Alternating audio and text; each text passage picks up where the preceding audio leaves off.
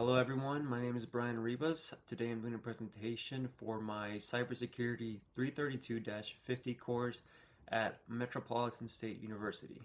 Today my topic is quantum computing, more focused on the cybersecurity side. So, with that being said, let's get into it. So on the agenda today we'll be discussing what quantum computers are, what classic cryptography is, its vulnerabilities, quantum cryptography, some of the challenges and risks with it, and along with a single real-world application. So, what is a quantum computer? So, as just a quick note, this picture on the top right is what a quantum computer looks like. They vary slightly, but more or less they kind of look like that. Okay, so quantum computers are very different from classical computers. Classical computers, as many of you know, uses ones and zeros to run, right? 1100, 1100, and that's how they run. They are either a 1 or a 0. Quantum computers use something called qubits, which basically means the qubit is a 1 and a 0 at the same time. So they can exist at the same time as opposed to just a traditional bit. This principle or this concept is called superposition, which is a fundamental concept to quantum computing. Another fundamental concept is entanglement, which basically means it's a special connection between quantum particles. If one particle is 0, the other particle changes to 1, or vice versa, right? Like that's just kind of how they work. Quantum computers they need to be very cold. They need to be very cold as opposed to a traditional computer. A traditional computer needs to be kept cool, but a quantum computer needs to be kept at a temperature at almost absolute zero. More specifically, it needs to be at 100th of a degree above absolute zero. So it needs to be very, very, very cold. So, classic cryptography. Today's cryptography uses a lot of different ways to secure things, right? Like firewalls and antiviruses and VPNs and encryption and a lot of different ways to encrypt their data. And that's more or less what people use, right? Companies and just regular people or whoever you are, you're more likely than not using these methods of security. Another possible way to encrypt something is using RSA encryption algorithm, which basically is a type of asymmetric encryption that uses two different keys, a private and a public, that can encrypt and decrypt each other. Just a fun fact, it is said that it would take a classical computer 300 trillion years to break RSA 2048 bit encryption key. And ECC is considered to be the successor of the RSA crypto system. It's just another form of RSA, right? But just supposedly better and more efficient. Nonetheless, this type of encryption is very common in a lot of things like web browsing and emails.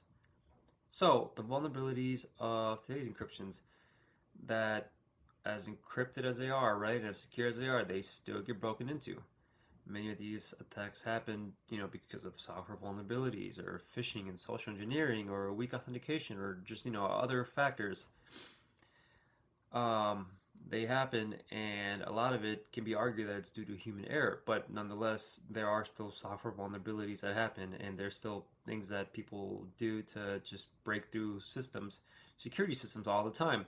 Like DDoS attacks too that happen. They just weaken the system, and then after they weaken it, they just break into it, right? And then just make a ransom or whatever. So vulnerabilities in today's security still happen. We are considered very secure, but again, they still happen. So, quantum security. Quantum security, there's many different types of quantum security. We'll only be discussing two of them, quantum key distribution and quantum safe cryptography algorithms. The rest is just more or less kind of like the same, just secure ways to go about different things like communication protocols and cloud computing. But there are many different types of quantum security, you can say.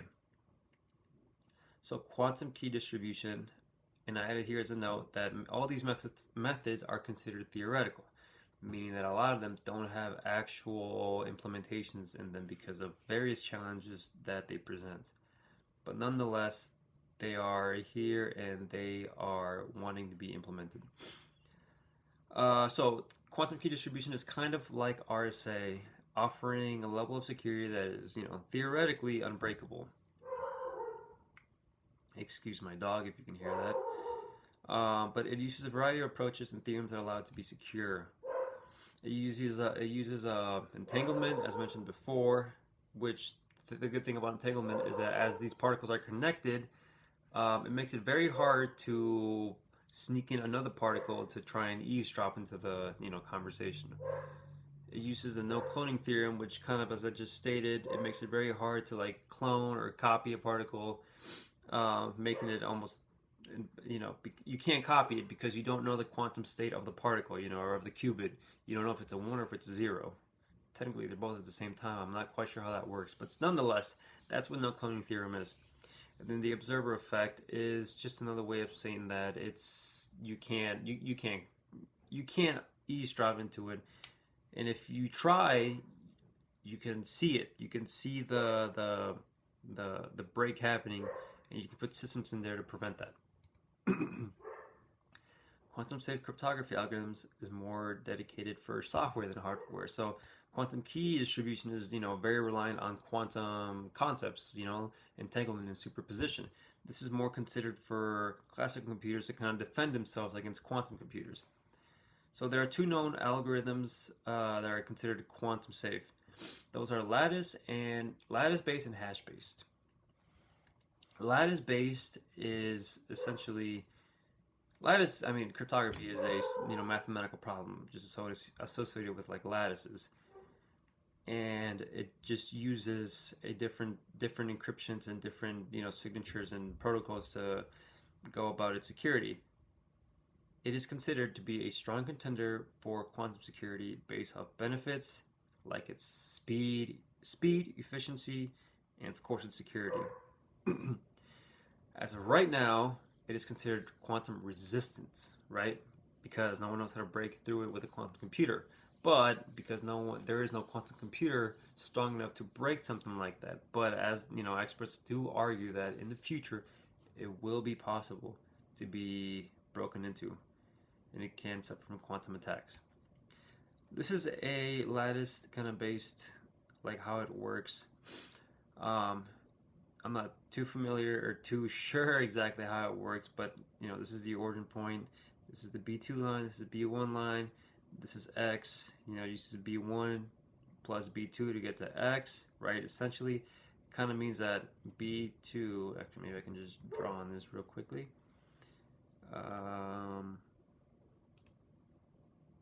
Yeah, so this B2 line, terrible line, but this B2 line can go up here, and essentially this is how it reaches. I'm not quite sure how it fits into the whole security system, but that is kind of how lattice stuff kind of works, or how at least I remember it working. Okay, I don't know how to get rid of the pain, so I guess that will just stay. Hash-based functions are something that was created by Ralph Markle and Leslie Lamport. It relies on the hash functions and the concept of Merkle trees, or hash trees as you know them, and other concepts like one-time signature, XMSS, and hash-based digital signatures. Similarly to lattice-based, it is a strong contender for quantum security, but it's not perfect and it does have its limitations. These are the key concepts. I won't get too much into them, but again, it uses hash functions. It uses one-time signatures. It uses Merkle trees and XMSS that is considered highly efficient. And it's kind of like one-time signatures, but it uses multiple signatures to generate a single pair. So yeah, and this is a XMSS tree construct more or less, and just kind of what goes on in there. So the challenges and risk of quantum security. So quantum computers are very promising, right? But the biggest challenge is just implementing a lot of these concepts. They're really hard because there's just no way to really do it with the resources and the technology that we have today. So the biggest challenge right now is, again, just implementing it. Quantum key distribution is a very hard thing to do because in the real world, it's the quantum particles are very sensitive to things like temperature and vibration and other interferences and things like photon losses. When a photon particle gets lost, it just the signal is lost completely. So that's some of the biggest challenges with quantum security, and one of the biggest risks with quantum security, but more for just with quantum computers, is that if it lands in the wrong hands, if somebody is able to somehow produce, 2 million qubits or whatever, millions of qubits, enough to cause actual harm, or 20 million qubits, whatever the number was, to break encryption, that can be bad, right? And that's why we want to put things in place like quantum safe algorithms so our classical computers can have a fighting chance in case it does land in the wrong hands. So that's just another risk with quantum security, or just quantum computers in general, and why some of them can be challenging and just work with. Real world applications. I didn't find too many real world applications. I just found one. I kept finding the same thing over and over again. So what I kept finding was that a few government agencies and financial institutions started to experiment with quantum key distribution to secure their data, and apparently one of them have been able to implement a simple but working quantum cryptography as a method of communication. Other than that, not much was said. I don't know, maybe they're just trying to keep this information private for whatever reason, some security or political concerns or whatever. But that's all I was really able to find on real-world applications. But conclusion, the recap, we talked about the quantum computers and how they differ from traditional computers. We talked about the traditional security, quantum security, and it's, the lattice-based and hash-based. We talked about the challenges that come with it and why it's hard to implement quantum security and the risks that come with quantum computers. And I also listed the one notable real-world application that I found on quantum key distribution. But, to conclude everything, quantum computers and quantum security are still in its infant stage. The overwhelming majority of it is just written on paper. It's still just theory. There are a lot of implementations, but they're just very hard to implement. So, all we can really do is just kind of just wait and just hope and just maybe just write more theory, right? And just hope that we can eventually get to the point in society where we can implement these things and have the technology and resources to actually test them before, I guess the bad guys get to them, right? But anyway, yeah, that's been my presentation. So thank you everybody for listening. I hope you enjoyed it, and I hope it wasn't too boring. But yeah, so thank you again.